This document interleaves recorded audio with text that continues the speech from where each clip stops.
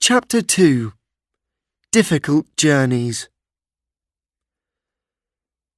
One morning, I was put into a small carriage to take Squire Gordon and John on a long journey for the squire's business. I liked pulling this carriage because it was very light and easy to pull. It was raining when we left, and it was also windy, with many leaves blowing across the road. On our journey, we crossed a bridge, and I saw that the water of the river was really high. Many of the fields that we passed were flooded, and sometimes I had to pull the carriage through water on the road. When we got to the town, I had a good rest while Squire Gordon did his work. We started to go home late in the afternoon, and now there was a real storm. I heard the strong wind blowing through the big trees that we passed. "I will be happy when we are out of the wood," said Squire Gordon. And as soon as he said this, a big tree suddenly fell across the road in front of us with a loud crash. "That was close," said John. "What can we do?" asked Squire Gordon. "We can't go forward," said John. "I think that we'll have to go back home a different way." So we went back along a different road. It was longer, and when we got to the bridge, it was dark. We started crossing the bridge, but I felt that something was wrong, so I stopped. "Come on, Beauty," said Squire Gordon, who tried to make me cross the bridge. "There's something wrong," said John. "What's the matter, Beauty?" I knew that the bridge was not safe, but I could not tell him.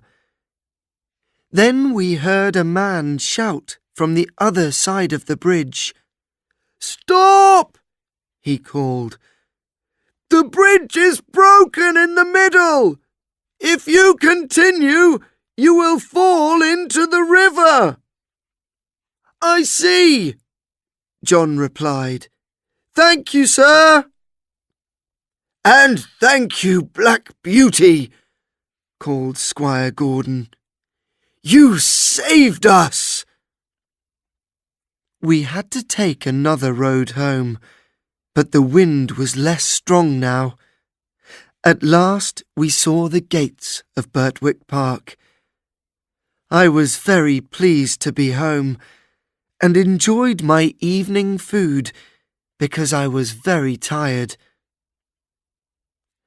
A few weeks later, Squire Gordon and his wife decided to visit some friends who lived about 60 kilometres from my home. They drove Ginger and me about 35 kilometres on the first day. We stopped often before we reached the town, where we would stay for the night at an inn. Ginger and I were fed and brushed. We were ready to go to sleep when another horse arrived. His young rider smoked a cigarette while his horse was brushed. I don't know how long I slept, or what time it was when I woke up. I felt uncomfortable, although I did not know why. I heard Ginger coughing, and I saw that the air was filled with smoke. Then I knew that there was a fire. A man appeared with a lantern and tried to take the horses outside. We could see that he was anxious, and this frightened us even more. None of us wanted to leave, although we knew we were in danger. What would happen to us? We did not want to go anywhere. Then John arrived. "Come on, my beautiful horses. Wake up, please. It's time to go."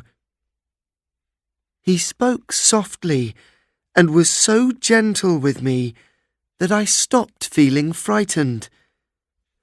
I slowly followed him out of the building and away from the fire.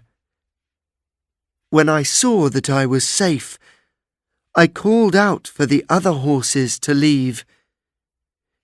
Ginger later told me that I had saved her.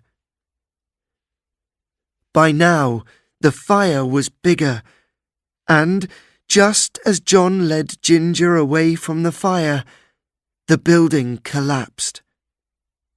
Finally, some firefighters arrived to try to put out the fire. After many hours, the fire was no more. When we arrived at the house of Squire Gordon's friends the next evening, everyone was talking to John. "It is one of the hardest things in the world to move horses when there is a fire," said Squire Gordon's friend. "What you did to help them was incredible."